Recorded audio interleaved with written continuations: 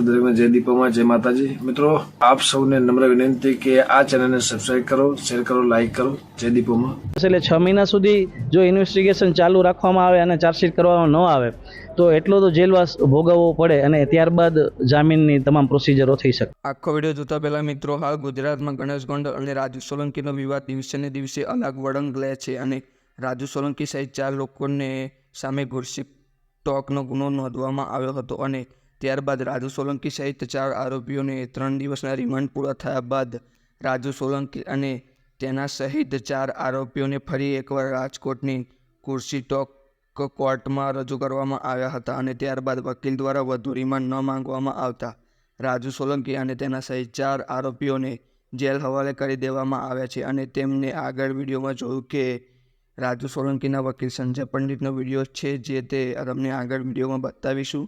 અને આ વકીલ એવું બોલી રહ્યા છે કે આજે કોર્ટમાં કોઈ પ્રકારની સુનાવણી કરવામાં આવી નથી અને આ બધા આરોપીઓને સુરત લાજપોર જેલમાં મોકલી દેવામાં આવ્યા છે અને ખરેખર અત્યારમાં જોવામાં આવે તો આના કરતાં પણ ઘણા બધા ગંભીર આરોપીઓ છે આપણા ગુજરાતમાં, પણ હજુ સુધી તેમના વિરુદ્ધ ઘુરશી ટોકનો ગુનો નોંધવામાં આવ્યો નથી। પરંતુ હાલના કેસમાં જોવામાં આવે તો આજે પરિવાર છે એમણે જે ગોંડલના ધારાસભ્યના પુત્ર વિરુદ્ધ ફરિયાદ નોંધાવી હતી એમાં ક્યાંક ને ક્યાંક આ લોકોએ સરકાર સમક્ષ આંદોલન કરવાની ચીમકીઓ આપી હશે દલિત સમાજે, એટલે એ આંદોલનને ડામી દેવાના ભાગરૂપે પૂર આવે એના પહેલાં સરકારે પાર બાંધી હોય એવા કાર્ડ સર્જાયા છે। એટલે આનંદ ફાનંદમાં ગમે તેમ કરીને આ લોકોને ડામી દેવા માટે થઈને હાલની આ ફરિયાદ ઊભી કરવામાં આવી હોય એવું લાગી રહ્યું છે। અને મિત્રો, તમારું આ વિવાદ વિશે શું કહેવું છે તે તમારું મંતવ્ય કોમેન્ટમાં જણાવો અને અમારી ચેનલને સબસ્ક્રાઈબ કરો, વિડીયોને શેર કરો, લાઇક કરો અને મિત્રો વકીલ સાહેબ આગળ શું બોલી રહ્યા છે તે તમે વિડીયોમાં જુઓ। અત્યારે તમામ આરોપીઓને સુરત લાજપોર જેલમાં ટ્રાન્સફર કરવામાં આવ્યા છે।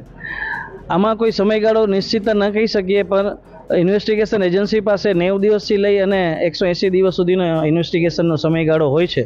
આમાં પ્રથમ 90 દિવસ અને પછી પાછા ફર્ધર જો એ લોકોને જરૂર લાગે તો વધારે દિવસો માગી શકે છે।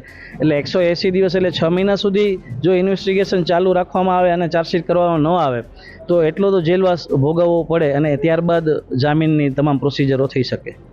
ખરેખર અત્યારે જે જોવામાં આવે તો આના કરતાં પણ ઘણા ગંભીર આરોપીઓ આપણા રાજ્યમાં છે જેના વિરુદ્ધ ઘુરશી ટોક હજી સુધી લાગુ કરવામાં આવી નથી। પરંતુ હાલના કેસમાં પર્ટિક્યુલર જોવામાં આવે તો આ જે પરિવાર છે એમણે જે ગોંડલના ધારાસભ્યના પુત્ર વિરુદ્ધ જે ફરિયાદ નોંધાવી છે એમાં ક્યાંક ને ક્યાંક આ લોકોએ સરકાર સમક્ષ આંદોલન કરવાની ચીમકીઓ આપેલી હતી દલિત સમાજે, એટલે એ આંદોલનને ડામી દેવાના ભાગરૂપે પૂર આવે એની પહેલાં સરકારે પાળ બાંધ્યું હોય એવો ઘાટ સર્જાયો છે। એટલે આનંદ ફાનંદમાં ગમે તેમ કરીને આ લોકોને ડામી દેવા માટે થઈને હાલની આ ફરિયાદ ઊભી કરવામાં આવી હોય એવું પ્રથમ દર્શનીય લાગી રહ્યું છે।